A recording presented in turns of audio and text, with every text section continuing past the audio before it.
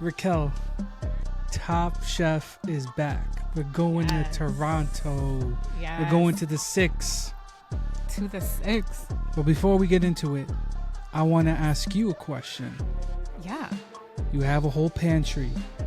Tom Colicchio staring you in your face, and he says you can use one ingredient as a star. What are you running in there and choosing? Cilantro. Cilantro? Mm-hmm. You're gonna make a cilantro forward dish? What are you gonna make with that? It's the flavor. It's just like the, like the Spanish Caribbean flavor with cilantro. I want you to look at Tom Colicchio's face, and it's like right now what you're tasting is the He'll love it. Wait, what are you picking? Ya tú sabes. Plátanos.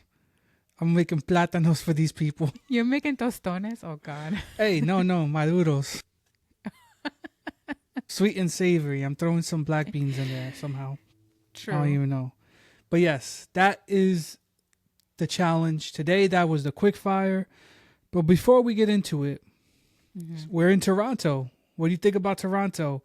I'll just be honest with everybody out there. Last season, Wisconsin wasn't it for me. Wisconsin. Mm-hmm. Like T-Pain said, all the way in Wisconsin. Mm-hmm. In a mansion. All right. What do you think about Toronto? I thought it was a perfect place. I mean, we've been there. We know Toronto is one of the most multicultural cities in the world. Like, obviously, New York is one of them, but Toronto, like, that is where it's at. You have your Chinatown, you have your little Jamaica, you have your little Italy. It's also like a thriving restaurant industry. Like, a lot of up and coming restaurateurs are coming from Toronto. It's like the perfect place for a chef to really get their footing. There's also like access to high quality ingredients, right? You have the coast, you have your fish, you have your local farms for the meats. You have like, I mean, I don't know if there's food in the Niagara Falls, but I'm sure there's like fresh produce farms, using that water. So I thought it was amazing. Good choice. Man, those beef patties we had over there. Oh my gosh. So good. Yeah, I'm excited to be in Toronto. In the home place of Miss Simmons, Miss Gail over here. She's happy to be in her hometown. But speaking of the hosts too, it's another year with this crew. Second year for Kristen, and then many years for Tom and Gail. What kind of vibes are you getting from the hosts this season to start? Yeah, so it's hard to fill Padma's shoes, but I come to realize that like Kristen is not trying to do that. So I know we just saw one episode, and I really found her to be like molding into who she is and like the legacy that she wants to leave. She brings a like interesting perspective because she was a contestant before, which makes her the expert, yes, but also super approachable, super relatable. She has these like one-off jokes that, when she says them, they're hilarious. I think she's great so far. One episode. Yeah. Top tier feedback. The hosting will get there. I think that's the least important part of kind of the hosting duty, which is like introing the challenges and stuff like that. They usually try to be funny, and it's like, all right. But the feedback, that's where she's thriving. I gotta say, Tom looks in better spirits this season. I don't know. Last season, he was extra ornery. He didn't look like he was enjoying it. I don't know if he was like going through something, maybe stressed out. He was going through it. No. Extra grumpy. He was probably like super stressed because he has this meal planning business.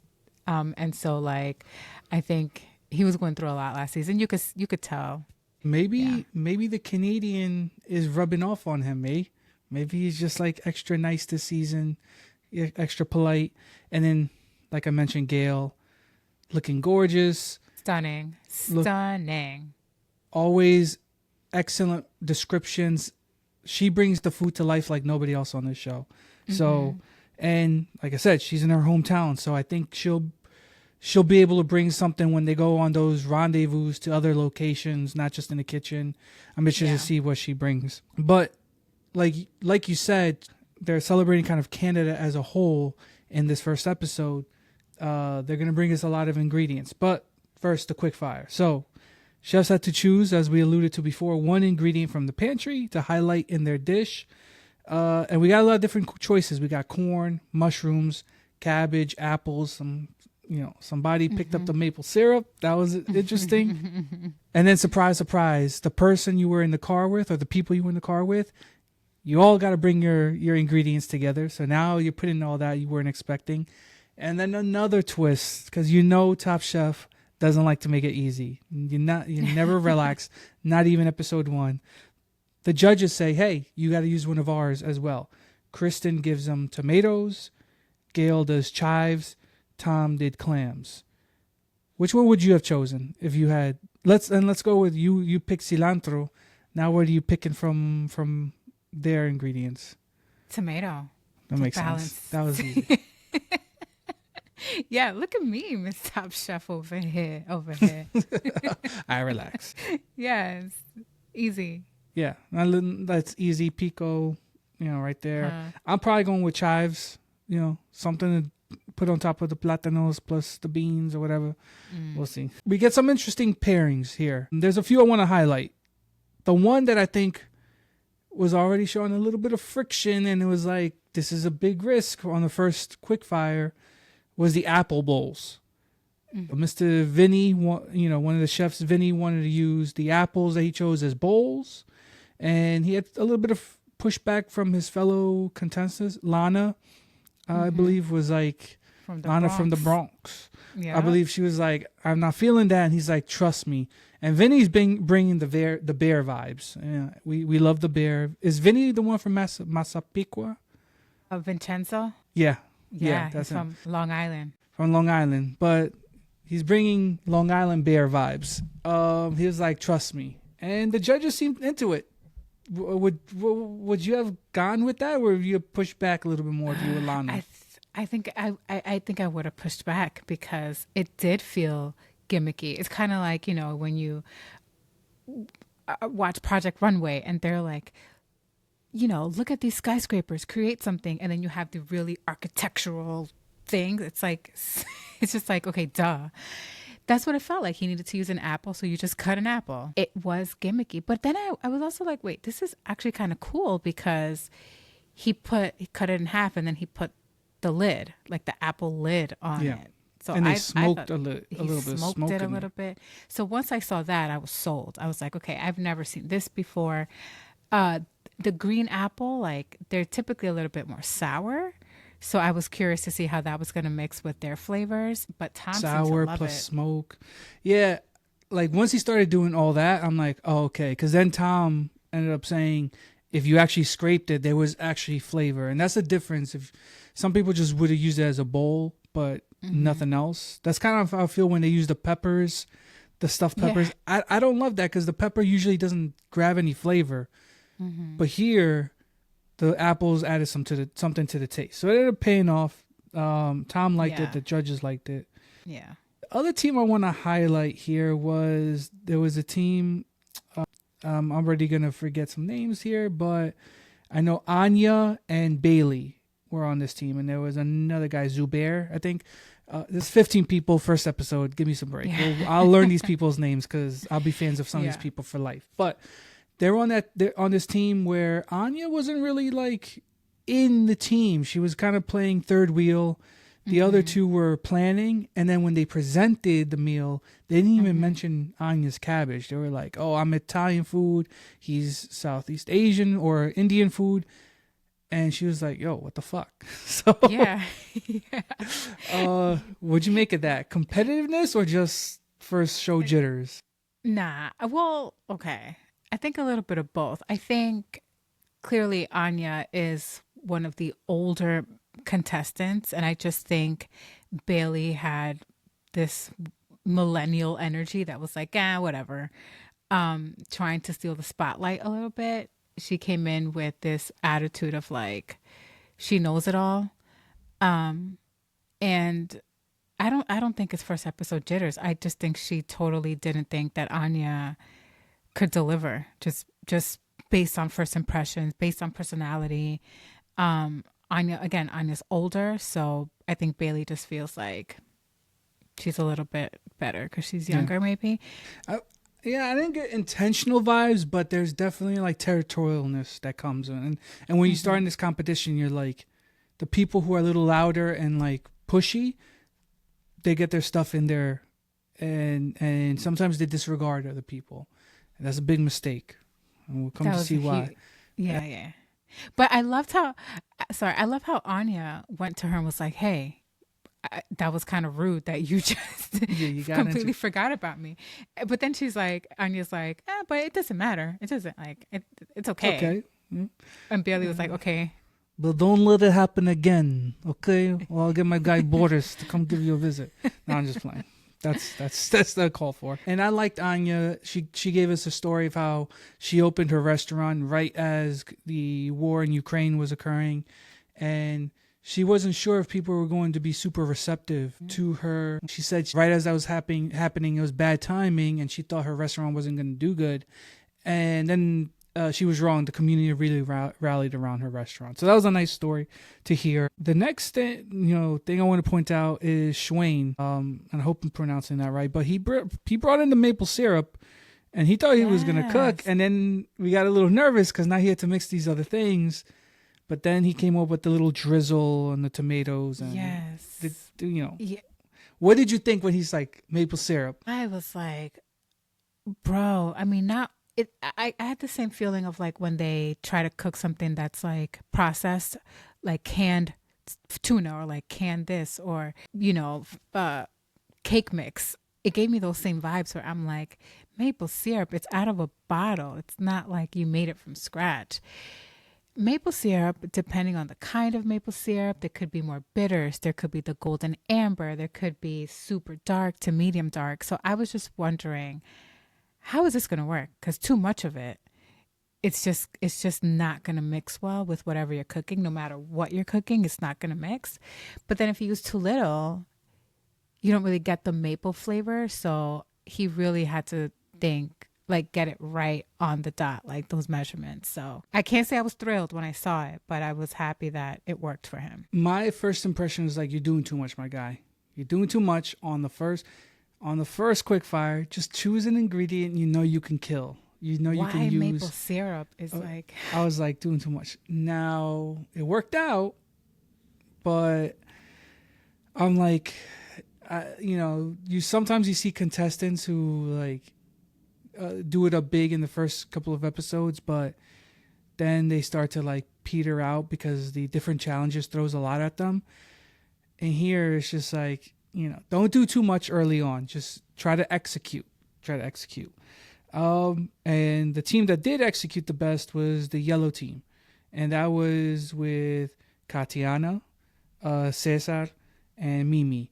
And they made this like puree soup with fennel, apples, potatoes, chorizo, and clams. It looked delicious. It looked like a nice, like thick, like soup, and that really brought in all the flavors, all the different things that they brought to the table. And this group looks like it had some serious contenders so far. Very solid. Very solid. And their presentation, I thought, was the best, too. Like, there were some dishes where it just looked like they threw stuff together. Mm-hmm. Other than the apples. I do got to get the apples look cool. Oh, yeah. The apples did look really cool. But this one was nice. It was, it was like minimal. Like, you minimalist, couldn't tell, minimalist. You couldn't tell that it was rich, bold flavors. Just based on looking at the dish. It was like a white plate with a white puree with white this. What's the texture that I can never get in my mashed potatoes, or even though they taste banging, but I can never get the velvety. This look very velvety, where it's not like super like mushy or gummy or too watery. It's like the perfect consistency. So now I know these guys are cooking, no pun intended. So they ended up winning. They don't get immunity for the elimination challenge, which sucks because they got smart. I mean, a lot of people just for some reason suck, and then you wish you could send them home, and you can't, and you got to send home someone you didn't want to. Yeah, so they took that away. But they do get cash. They do get a little bit of extra cash. Good for them. Let's go on to the elimination challenge. For this, like I was saying, they were highlighting all of Canada and all they bring to the culinary world. So they highlighted the different regions. They had the West, Prairie, which was like a lot of the like you were saying, the farms, the grains, or lentils. Central, the North, which is like feels like it has like a lot of the indigenous ingredients, which is pretty cool. And then the Atlantic, which I know you were favoring because of the seafood out there by Newfoundland. And then the winner of the Quickfire got to choose what region they wanted to work with first, and then it started this chain of next person choose based on who gets selected. And it was a challenge of who get the best ingredients from the region or use the region's ingredients the best in their dishes. But it was also a challenge of time management, which is what always catches the noobs on Top Chef, is the execution and the time management is what always kills people. So let's go through some of the high and low lights of the different teams, because now the groups of 3 have to use the same region, but they're in competition with each other. So the first one up, we get Vinny the bear. And I guess what I got from his dish, and let me know if you got the same thing, is like very technical. Like I said, he was giving me those bear vibes where he's like, he's definitely from fine dining. Definitely presentation is everything. Technique is everything. And those guys or those chefs usually go pretty far early on. They're not always the most creative, but they always can execute. And they're very intentional. Like something is not on the plate for no reason. Like even if it looks, it's a very subtle leaf or petal or something. Like he's very intentional. But here it was looked like a very simple fish, but probably well seasoned. He folded something on top, one of the ingredients, over the fish in a very nice plated way with a broth. Simple, I'm sure packed with flavor, but presentation and technique were like on point. Paula, on the other hand, was the chef who gave us the not so consistently cooked lamb. Some people got perfect lamb, some people got overcooked. Kristen got undercooked, and she reminded us, she waved the lamb, the pink lamb in front of everybody's face. What did you get? What did you get from that? It's frustrating because you're on Top Chef. And if this is not season 1 or 2, this is season 22. Like the stakes, even the first episode, the stakes are super high. The bar is set super high. And I just don't know how you can do that. I don't know how you can undercook meat or even overcook it. And I get it. You're trying to get used to a different oven and you're cooking with people and the time and it's stress. But I can't cut people slack on Top Chef 22. I can't. That's one of the I don't want to give it away. Well, everybody should have watched the episode before you, but obviously she didn't go home, but that's one of the sins of Top Chef is like, you gotta give us cooked meat. And you hit it, like, you're not cooking your regular kitchen. So you got to get to learn all the different equipment. And if you don't know the stove, you better be paying extra close attention. And that got to a lot of people. Yeah. And the thing is, like, they before they get used to the kitchen, like your first day, you're going to cook something. They're going to ask you to do something. Have a simple dish. Know that, like, all right, this is going to be timed. And I don't know the kitchen, so let me make the most banging ass soup. Let me make the most banging ass, like, bacon, egg, and cheese. Whatever you can make. Don't think of something extravagant. But that's the thing. It's like, I don't even think like the lamb chops are like that crazy. She just didn't pay attention to like her heat and the cooking, and like that's kind of something that I think you would choose, where it's like it's not too normal, but like it's not too plain, but. Yeah. But lamb chops, and that's also a meat that, though, you do have to pay attention because it could overcook real quick. So, yeah, that wasn't a good look. Another one who struggled with the execution now in a different region was Kat. And this was timing. You got to get it on the plate. You got to get your fish or cherries or whatever on the plate. You don't want to be the one bringing out empty plates of food for a judge. Because even though these judges are eating a hell of a lot of food, they don't want to be left out. Yeah, and it's not like, what each plate was missing a cherry. It's like different plates were missing different things, which lets me know that chef is a little disorganized, or like maybe it's the jitters. But how are you plating different things at different times? Like if your salad is ready, it should go on every plate. Like why are some missing it and some aren't? It's like, how are you plating? There should be an order to it.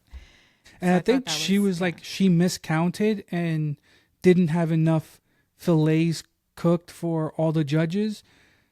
You got to think on your feet. Kristen was quick to be like, I'll just cut mine in half and give my half to the person next to me, so at least she could taste it. You should be thinking about it in the kitchen. It's like, oops, which one's the biggest one? Slice, cut in half and put it there. But that was a rough outing for her. Next one I want to highlight is Henry, who made the tartare with egg wash on the bottom or some sort of egg sauce on the bottom. And I told you, it's like, tartare? It's not. It tasted good. The judges liked it, but not my thing. You didn't cook it. Nah, not a fan. Not a fan. I mean, it's fine as your main dish. Right. It must have tasted like good. That egg must be really good and runny, because just like beating up meat, like tartare is not something I want to be putting in my mouth. Okay. Let's move on. Talk about raw meat. Jeez. Okay, Cesar. This one was hilarious because he brought out the poached fish in the little packet, and I don't know why Tom was so like enthralled by this dish. He was like, "Oh, that's adorable." I'm like, because it was a little packet of fish. I'm like, Tom, what's getting into you? Like, you're getting soft. Yeah, I thought that was such a creative way to showcase the piece of fish, but I don't know if it was adorable. I don't think I want to eat anything that's adorable. I don't know. I just I could, if Gales would have said it, I'd have been like, yeah, no problem. But Tom, that was interesting. Although it sounded and looked really tasty, poached fish and peaches, Yeah. So that's sweet with that fish. I don't know. I'm not gonna give myself a full AO for that one. I'm just go. All right. All right, and that was another one the judges loved. And then we get to Mimi, and her dry ass pork, and her overcooked mashed potatoes. Yo. But the thing is, she knew it was gonna be crap. Why would you? I would much rather go out there and say, I can't. I'm not gonna do this to you. Like, I am not going to mess up my reputation. It just have some integrity, like, yeah, you're going to stand by your work. You're going to stand by that. Nah, fam, I can't fuck with you. Like, I lose respect for chefs that like, know it's crappy and make them eat it. No. Tell me how you really feel. That's harsh. But the thing is, I'm sorry, Mimi, she deserves it because you boiled potatoes and you boiled them too long. And then you didn't touch the pork until 15. All right. She should know better. 15 minutes left before she had to serve it. She didn't even look at it. What were you doing? Were you 2 hours? Boiling potatoes and then watching pork like not get cooked? What were you doing for 2 hours is such a good question. That's the $1 million question. Like, were you watching your potatoes over boil? I don't know. Yo, I wish. What is the below deck captain? The guy that's like, I got a plane ticket. Captain Lee? Yo, if Captain, I wish he was a judge, and I wish he would have gave him that food. He wouldn't even wait until the deliberation. He would send her ass packing. Yeah. Rightfully so. That was a bad look. Like, what do you think? You think if a chef knows that it's crap, they should still sit there and serve it? You got to pivot sooner. As soon as you see your potatoes suck, dump that and go straight and give them the best cooked piece of pork they've ever eaten. Like, but But why waste your time with potatoes you know are going to turn out bad, and don't focus on the protein immediately? Like, that's just bad strategy. But Yeah. like, I know these are better chefs than me, but at a certain point, play the game. Like, you overcook your potatoes. Okay, throw it out. Start making the best pork chop ever in their life, and at least that won't get you sent home. I really believe that won't get you sent home if you just, even if you're like, you didn't give me other elements, but this was really good, versus nothing on this plate tasted good. And not only are you like giving stuff that doesn't taste good, it is raw, which could give them some kind of bacterial. I don't think hers was raw. I actually think it was overcooked. Her pork? Yeah, it was. It was plain. It just looked. It looked because it was just plain. There's not a drop of pepper on that thing. It looked straight up white. And I love how she tried to finagle the language when she was just like lightly cooked. Like, bitch, you put on 15 minutes. Yeah. Oh, Mimi. Okay. Tristan, our Caribbean cuisine here, didn't get his curry on the plate. But the judges were like, this is kind of banging. And Tom was even like, I don't know if it needed the curry sauce. It might have been too much. So he kind of got saved there. He got saved, yeah. But again, another one where it's like the time just got to him. And I don't know, maybe if people plan on going on Top Chef, just like time yourself cooking. Yeah. Be honest with practice. yourself. How long does it actually take you to cook crab, cod, and curry, all these things? Because he did a lot in 2 hours. He did more than Mimi in 2 hours. Yo, Who overboiled potatoes and 15 minutes for a lightly seared pork. Okay, we get Shui, who people loved his steamed cod. He had steamed cod, snow crab, egg drop sauce. They ate it up. They're like, that was good. This is the guy who was doing too much with the maple syrup. That turned out fine, and now this. Let's go back for a little bit of redemption. If you're not going to talk about her cabbage, well, now you're going to have to talk about her beet caviar on a cracker and the fish broth soup. Like, the cracker and caviar look cool. I never seen something like that before. Yeah, and it was full of flavor, the cracker, apparently. I can't tell if Kristen didn't like that it was super hard cracker, or that just the noise of people chewing bothered her. Like, I wasn't sure what she was trying to get at. Maybe. But nonetheless, they ate it all. Yeah.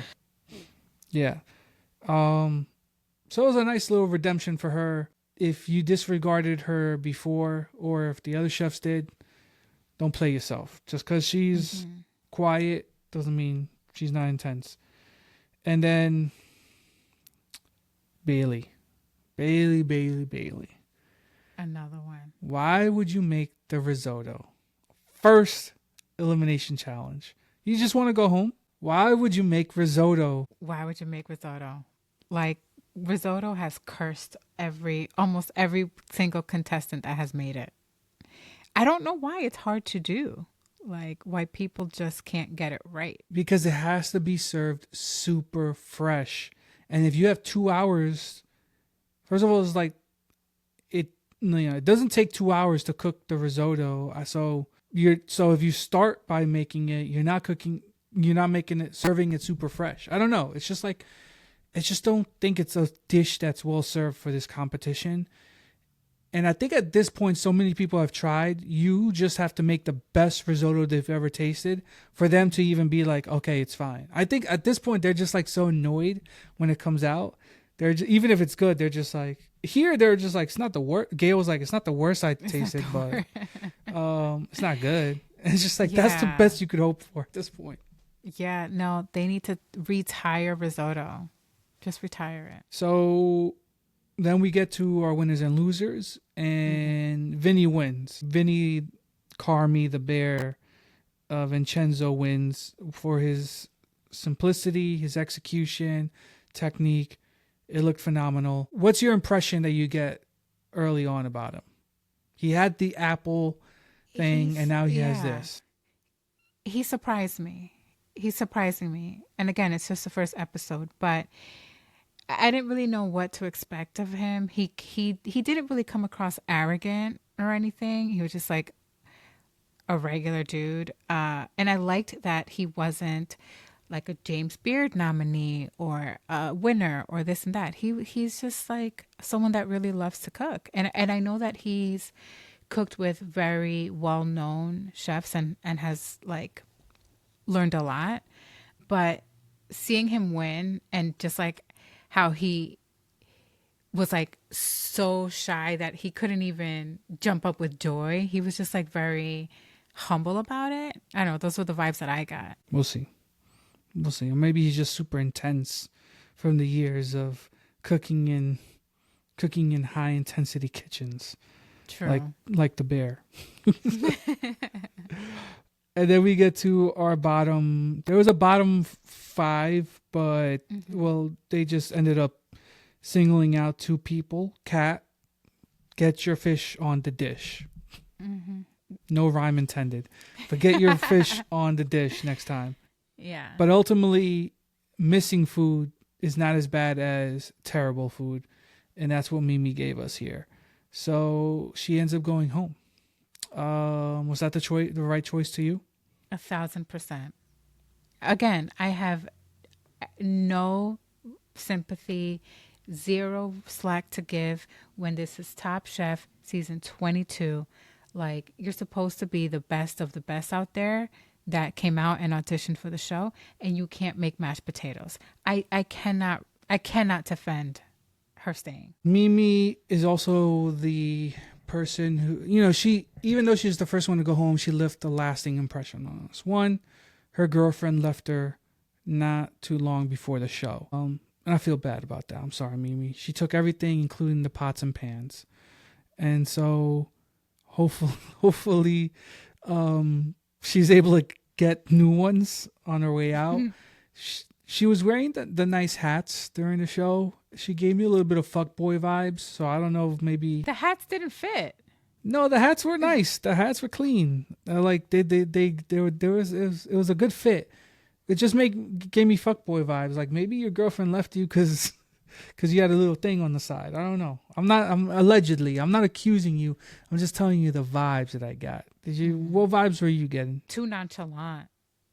Just too like not taking it serious enough. Like no urgency, right? There's no urgency. I didn't hear like the hunger for it. Like even Bailey, who came off as like super rude to the Russian, she had a vision. She had ideas. She's like, yo. This one is just like she's going to the skating park and she's just like, let me just cook while I wait. Like, I don't know. Skate park. She's like, while I wait for my potatoes to boil, let me get a run in on Tony Hawk Pro Skater right here. Those were the vibes. Let me play some Pokemon Go while for the 15 minutes while my pork lightly cooks. It's like, it's like she got lost, ran into a competition, tried to cook, and just like, even in Last Chance. I'm getting ahead of myself. Well, I'm not going to cover Last Chance Kitchen yet because that'll just be a lot. There's a lot of contestants. We're going to wait till we're a little bit closer. There's people coming back into the competition. Let's just say. Plus, there's people that go watch Last Chance Kitchen. You'll figure out there's other people, and some of them might not be relevant to the show, so I don't really want to talk about them. So, 1,000%. But given our chat about the vibes with Mimi, let's go into our vibe check of the week. Yes. Each episode, we're just going to give you our vibes rankings. This isn't necessarily just who had the best dish. This isn't necessarily just the person who we like the most. It's all intertwined. And I don't know. I can't really be too specific about it because it's just vibes, baby. So it's just vibes. But getting the loss automatically gets you last place on the vibes. So sorry, Mimi. Yeah. Actually, I think she would have ranked a little bit higher. She was giving me cool vibes, Tony Hawk Pro Skater, fuckboy vibes, which I mess with. But you went home. You cooked. Yeah. You know, you're definitely not invited to the cookout with that pork. Do better next time. But you made a lasting impression. Now, next up, Kat. If you don't get the fish on the dish, you're not passing the vibes check, because nothing's worse than if you hand me a plate that's missing food. So, Oh yeah. and then we get Bailey. First of all, Yeah. don't play Anya like that. And second of all, don't make risotto. So far, The risotto. how you feeling? These the right vibes we're giving out? Absolutely. Absolutely. Next up, Paola. Yes. Paola, my Ecuatoriana, please just cook the meat correctly. Because there's nothing worse than you don't get your meat at the right temperature that you want it to. So, Yep. but I have high hopes for you. Massimo. Bro came a little loud, a little hot and heavy. Yo, he scared everybody. He scared everybody at the table. Let's bring the vibes a little bit to the right tone. Yeah.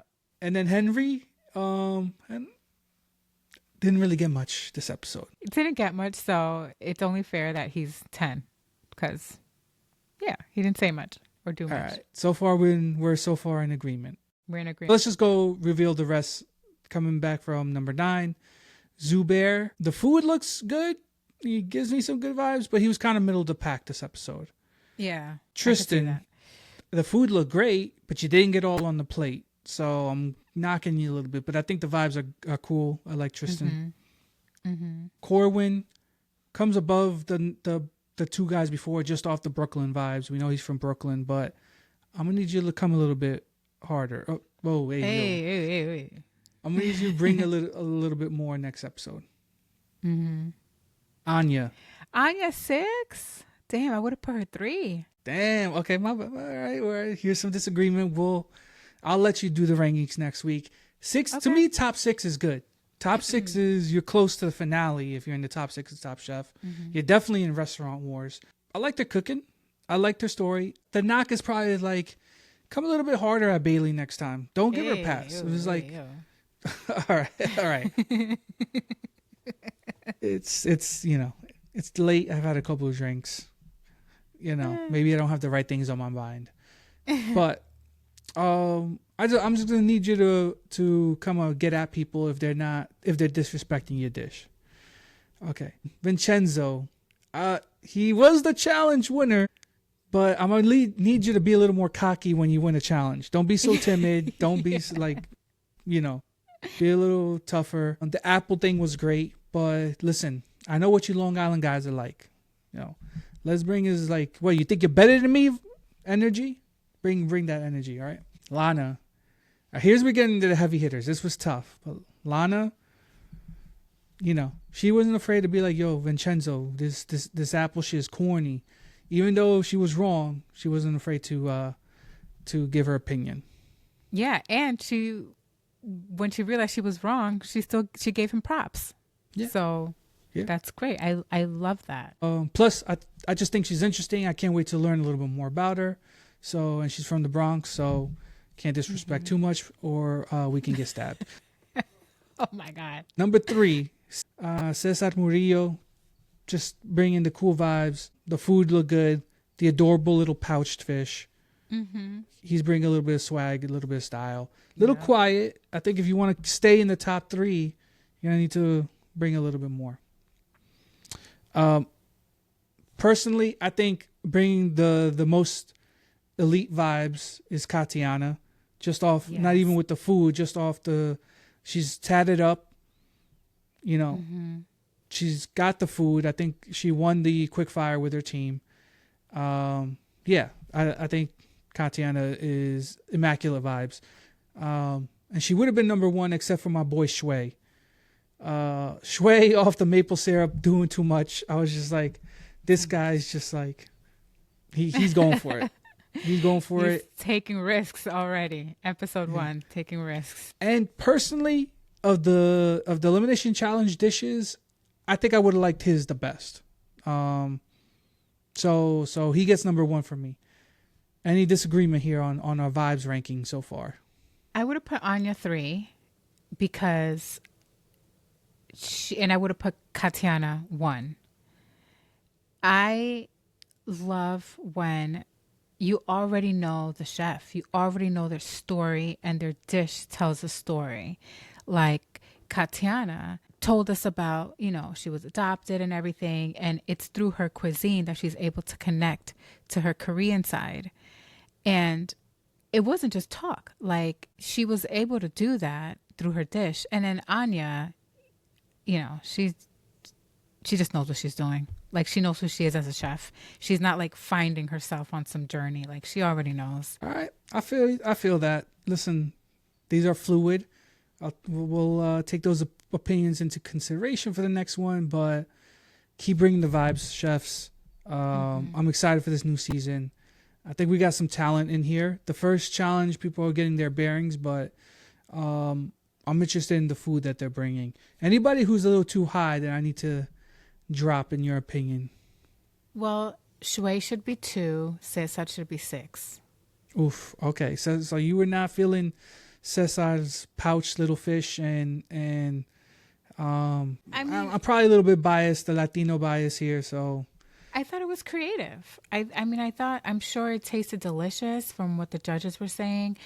I'm connecting a little bit more with Anya because it's the simple things. Like, she doesn't have to do anything extravagant. She's literally bringing who she is with the flavors, with minimal, like, I don't know, manipulation of the food. It's like she already knows. She's more seasoned, no pun intended. And so less is more. All right. So that's our weekly vibes rankings. And that is it for this episode. Let's pack our knives and we'll see everybody next week. Let's do it. Bye.